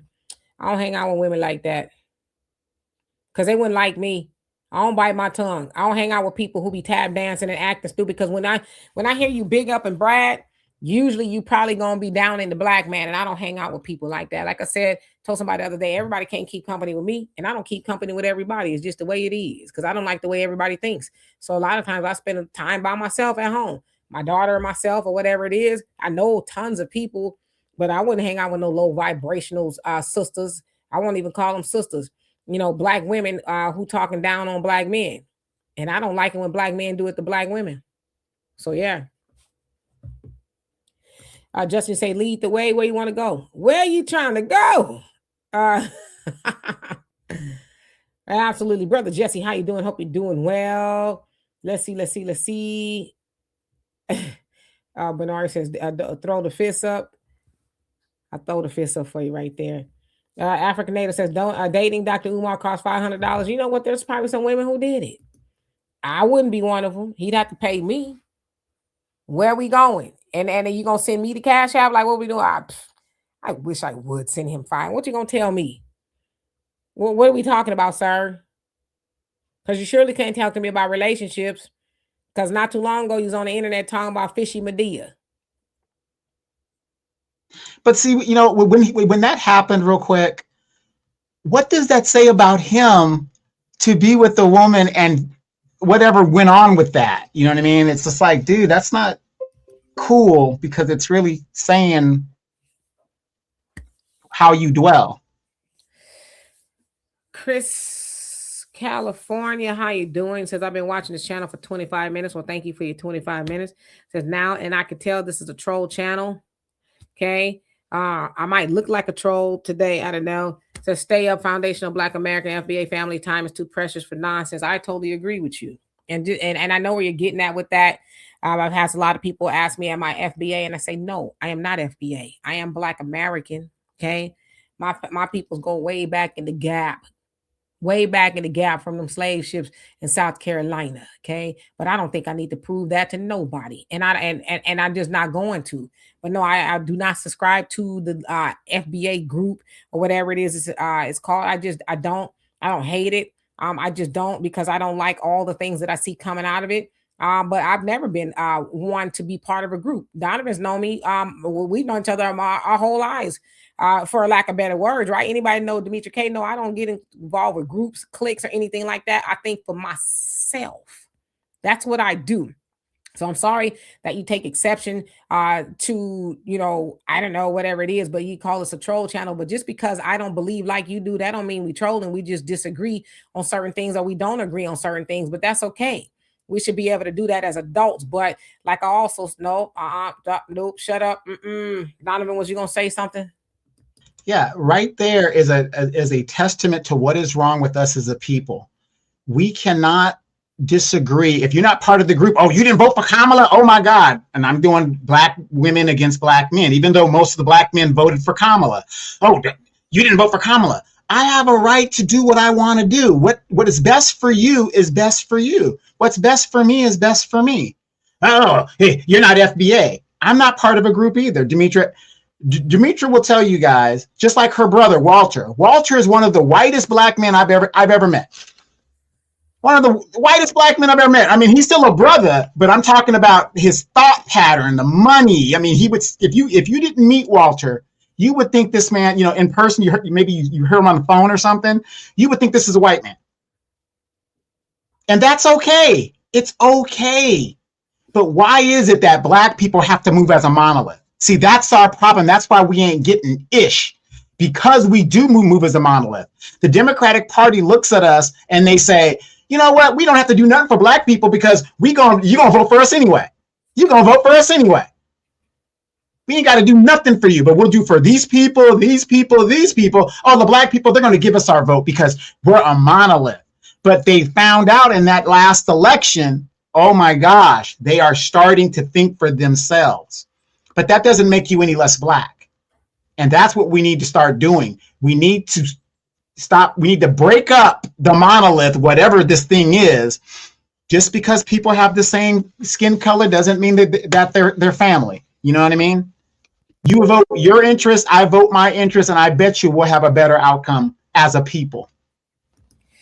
And a Black Anomaly says, what are the actions that you don't agree with from FBA's, Demetria? And I will be honest with you, I haven't really studied FBA's Foundation of Black American unit, lineage, group, whatever it is y'all, say this. I haven't really studied it, but from the things that I've seen, I could say that I was also one of those ones never really kind of refer. I mean, I might have used the term a few times, but I never was taught that I was African American. I was taught that I was Black. Right. And most of y'all know my upbringing. I was born to the Nation of Islam. My father was a Muslim. Just passed on not too long ago, since he was 19 years old. So I was taught real Black thought. You know what I mean? Y'all could put whatever y'all want to that, but I was also taught above all things to be a thinker. I was taught to think for myself. I was taught knowledge of self, which is why I have never, and it's rare. It's rare. I'm one of those people. I'm going to start something. I'm not going to really follow something. So what I mean to say is, I don't have any ill will toward the FBA thing at all. I don't, but I just don't like a lot of the verbiage and things that I've seen out of it. Just like I don't like it from other groups, the continent or whatever. I just don't get involved in that type of stuff because I know better. I was taught better. I was raised better. I know that I don't need to be a part of something to get like knowledge and wisdom and grow as a person. I actually feel stifled if I'm a part of something that has too many rules, which is right now. I don't go to a church. I'm not involved in any organization at all. Like, I get invited to do certain things all the time. I'm like, nope, because I don't like the stifling. I don't like to, you have to do this, that, and the other, because I am a true sense of the free thinker. And as I always said, and I'm going to say this is something I've learned from my father, which I'm sure he's got it from the Nation. I would rather be unpopular for telling the truth than to be popular for telling lies. I will never purposely be loved for telling lies. I'm not going to do it. I never strive to be popular. I never want to be Miss Congeniality, or I want to, people to like me because I'm going to say what I got to say. And what I got to say is going to be the truth. Right. So I don't need nobody telling me. And I'm not saying that I can't take knowledge and wisdom. Obviously, I can. But I don't need to be a part of certain things. Do this, do that, do this, do that. No. I could see on the inside from the outside. And I could take some things from here and there, that this, that, and the other. But what I'm not going to be doing is joining nothing, because ain't nobody going to be telling me what I can and cannot do outside of what I've already been taught. That's what I'm saying. And for those of you guys that haven't noticed, Demetria and I, we don't agree on a lot of stuff, I mean, but we're both independent thinkers. There's some things we do agree on, and there's some things we just don't agree on. But at the end of the day, 30 plus years of friendship, and we just keep it moving. There's no problem with it. A lot of people will say I'm a machismo. I'm really into the male masculinity, Ike Turner, and I am. I'm not gonna lie. Ike Turner was a hero of mine. But the point is, I am who I am, and she has to accept me for who I am. I'm not going to change for anybody. I fundamentally have been the same, and she's been the same for over 30 years. And that's the problem, I think, in our community, where people, it's like they're afraid to go against the group or to be outside of the group. And I've never been afraid to be outside of the group. My whole story is outside of the Black experience. Like when people say, oh, the Cosby Show, that was great, different world, whatever. I don't know what you're talking about, because my experience was totally different. I lived overseas. They didn't show that stuff. So that's where we got to get to as a people. We have to start thinking for ourselves and our families, because what affects Demetria might be totally different that affects me, economically, socially, whatever. So yeah, and I hear what y'all saying. I'm not disputing anything. Like I said, I don't study the FBA lineage or whatever. I don't concern myself with those things, because it's not. I'm doing other stuff. But you say FBA is not a group. FBA does have movements within the lineage, the delineation and reparation movement, but that is not a group. Words have meaning. FBA is a lineage, not a group. I mean, I take you out your word. I'm just not a part of it. I'm not a part of that. Because I have people always ask me, where are you from? It's like, well, not that it's your business, but my people is from here. Okay. Straight up. But I don't have to justify that to nobody. I'm Black American all day. My people was from here. But just because there's something new that's come along within the last couple of, I don't know, however many years, because a person says they're not a part of that, that don't mean they're not from here. See, that's why I don't get into it. As I said, I'm gonna put this on a t-shirt too. I'm delineating from ignorance. And I say this in all love. I don't care who likes it. But Demetra has never been bullied. I have been bullied, but I don't bow down to bullying. Not saying that you're doing that, Marcus. I don't bow down to bullying. I don't fear nobody but God, because I know that I am called to speak the truth, and not necessarily my truth, but the truth. And if people don't like it, then there's nothing I can do about that. But I don't bend my back for nobody for a like or none of that. It's appreciated. I'm not going to say that it's not, but I would never tap dance and lie to be liked, because what does being liked really get you? People who are liked all over the world have been turned on by people all over the world. So that's all I'm saying. So again, I don't mean any disrespect to the FBA thing. I just don't want to fight about it. You know what I mean? That's never been my intentions, which is why I don't really speak on it, because I don't have any real knowledge of it, other than what I see. So but I am Black American. Not that needs an explanation to nobody. Mr. Norris says, I'm not a sheep. I don't run in a herd. I'm not a bird. I don't fly in a flock. Come on now. Let's put that on the back of the t-shirt. Black Anomaly says, I think you have a lot of same talking points as FBA's, Demetra, but I respect your opinion. The movement is itself literally encourages Black independent thought. Yeah, but I've been an independent thinker since I was born.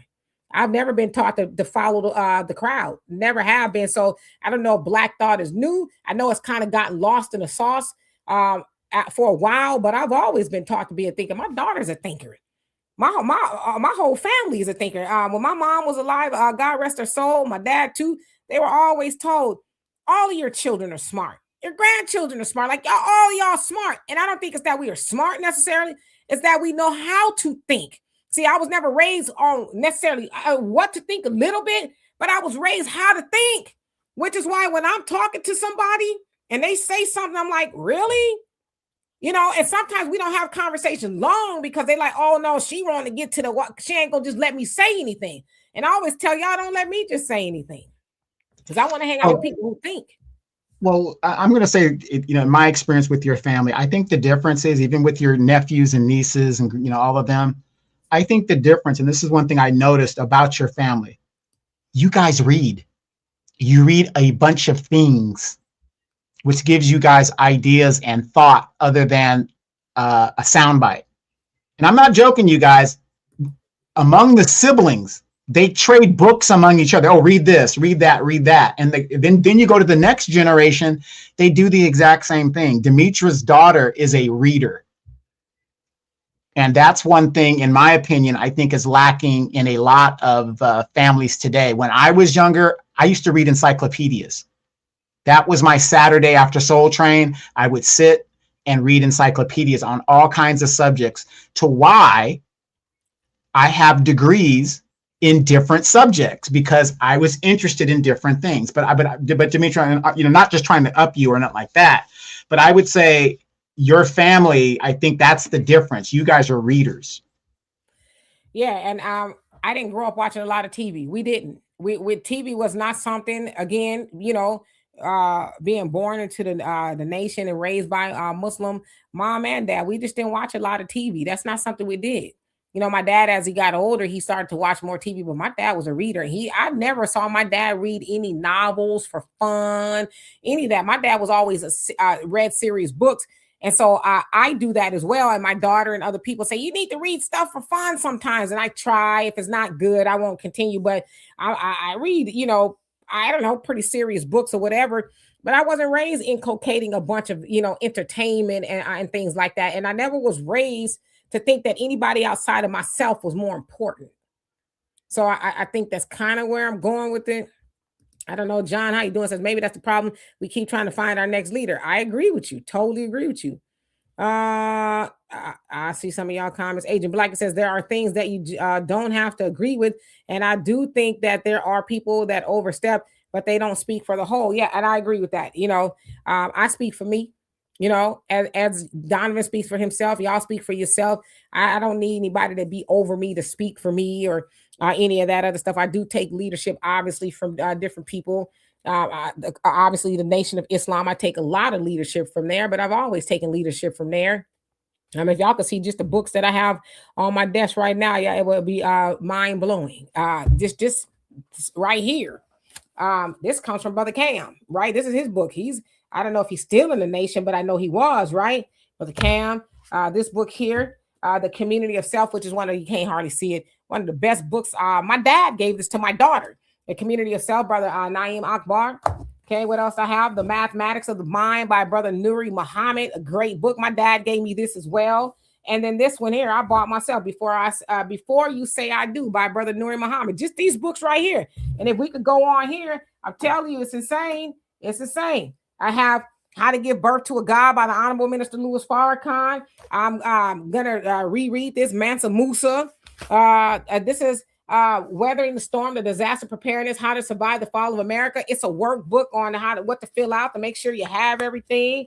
Oh, I got this oldie but goodie here. A Message to the Black Man in America. So I could really go on forever. But that's how I was raised. I was raised to think for myself, and you only think for yourself by getting knowledge and understanding from different sources. But I'm glad that I was raised to do that, because thinking for myself saved me from a lot of peer pressure and a lot of foolishness that I've seen a lot of my peers get into. And some of them are not here anymore. Some of them are doing some time. So it's a whole lot of things that thinking for myself has saved me from. And I thank my parents for that. Let's see. And Agent Black says, you think I think these things are nuanced. Do tell. Yvette says, Demetri, you may be a thinker, but look at the younger generation, I think you meant generation that don't think on their own, barely read. They're told what to think and what to do, and follow that is very rare. I agree with you. I didn't raise my daughter like that. My niece and nephew, they call me right now with a problem. I'm not gonna give it to them. We're gonna work it out, right? We're gonna come to a consensus together, or whatever it is. So but we should be raising thinkers, not people just to go along, get along. Bernard says, my dad always told me, and my brother's sons learn how to think. I now understand. Yeah, well, daughters learn how to think too. You should teach your children how to think. One of the best books I ever read was Outwitting the Devil. Says that parents and the school and the church often don't teach children how to think. They teach them what to think. And that's why a lot of people are like, I don't know. And reading comprehension is, man, I can't even tell you about reading comprehension nowadays, which is why people are running up these data centers in all these other neighborhoods. Hey, Grok, what does that mean? Siri, what does that mean? Hey, Chat GPT, what's 2 + 2? And now white folks is crying because they're trying to put them data centers up in their neighborhoods. So anyway, listen, I could be here forever having a great conversation with y'all. See Donovan yawning. He got to feed his pets and everything. I have not eaten since this morning, as I am doing Ramadan. I have not drank anything either. Not that I'm trying to burden y'all with that, but my throat is literally closing up. Hey, Perry, how you doing? Hope you're doing well. Salam, what's going on? He says Farrakhan is about to go. You want to be blocked? Because I always see you taking shots at the Honorable Minister Louis Farrakhan, and I'm asking you why. I understand that you follow Warrant Dean Muhammad. I think you told me that once before, and that's your business if you did that. But please do not come on here talking bad about the minister. You know I do not play that, and this is the last time I'm going to say that about the Honorable Minister Louis Farrakhan. We do not do that. If you want to do that on your own personal page within the confines of your home, you are free to do that, but you are not free to talk bad about the Honorable Minister Louis Farrakhan here on this page or any other page I got. Please and thank you. Donovan, any last words? Last words. Property taxes, the next big city, illegal immigration. All of this is a substantial threat to the Black community. If you know people that are supporting all of this, I'm not saying it's your job to do anything, but educate them. Educate them. Keep talking to them. But all of this foolishness that is going on, and it's to me, Demetri, it is incredible that at the city council level where they vote your tax dollars, not one Black person shows up. And I'm just saying in general, I know if it's a major Black city, a lot of Black people show up. But in general, you need to show up. And if you can't show up at the city council meeting, you need to be watching it on the public access channel. You need to be emailing your representative, because most cities have city apps where you could go to your representative and email them and talk to them and do what you got to do. illegal immigration is a substantial threat to the Black community. Because guess what? It ain't the people that are here right now. It's the people that are going to be challenging your children later on. If we don't make a stand now, your legacy will be wiped out. And constantly, these Latino council members are being caught on mic deliberately plotting and scheming against the Black community. You need to go and know what it is your city is doing in your name. I'm not going to stop saying that. Absolutely. Stay involved, get involved, right? But as far as us having a Black leader, we are the leaders that we've been waiting for. We have the ability, we've always had the ability to lead ourselves, lead our community, lead our homes first, right? And that's what we got to do.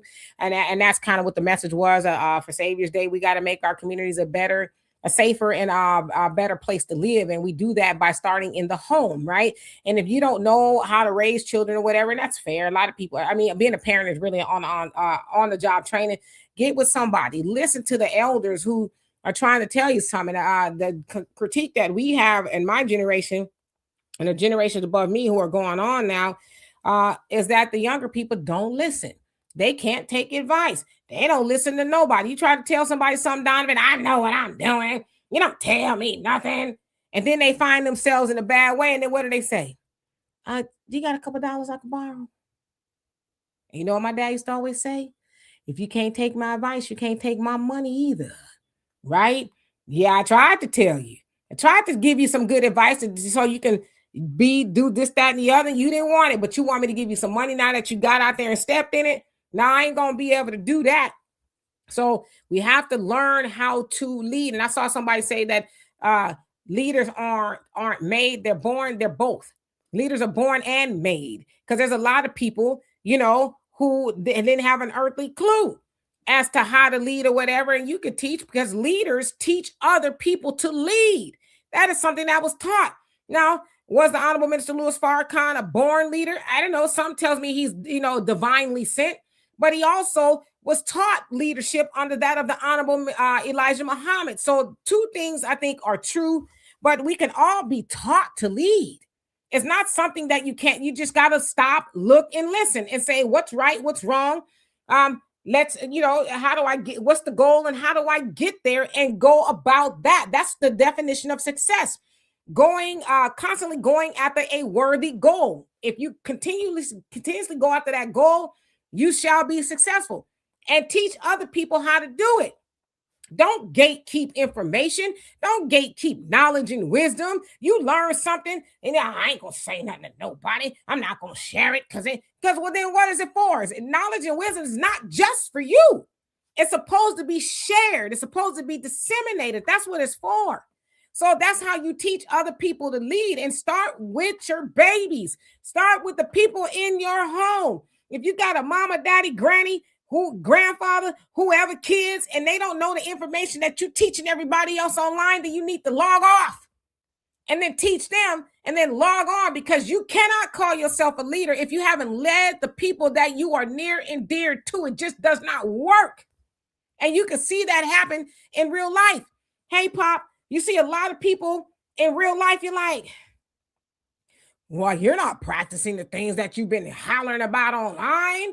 I see you eating pork, or you with a white woman, you with a white man, or you doing this, but you telling everybody else to do it, but you ain't even doing it. There's a lot of that going on, which is why I think for myself. Now, there's some people I take advice from, don't get me wrong. That's ignorant to say, I take advice. I take advice from Donovan too. He's telling me some really good things that I live by, but you have to start at home first. And I'm not trying to say anything bad about the church. Before I leave, the pastor does what? Not all the time, but a lot of times he's preaching to the congregation. And what do we know? Not all the time, in some cases, about the pastor's family. They call them PKs, right? Preacher's kids. A lot of times they like, what? I didn't know you knew how to do all of that. They the ones that, not all. Sometimes they doing some things. It's like, well, your dad, the pastor. He don't tell you, he talk about you doing that. So we're listening to your daddy and you ain't listening to your daddy. Right? And I'm not shaming those pastors because sometimes it is what it is, but I'm just saying you have to start at home first and then go outside. Anyway, I love and appreciate every last one of y'all. Let me shut up because on Thursday, I will see y'all here tomorrow with Donovan for another great conversation. In the meantime, y'all, and thank you, Diane, and have a great rest of your evening. Peace.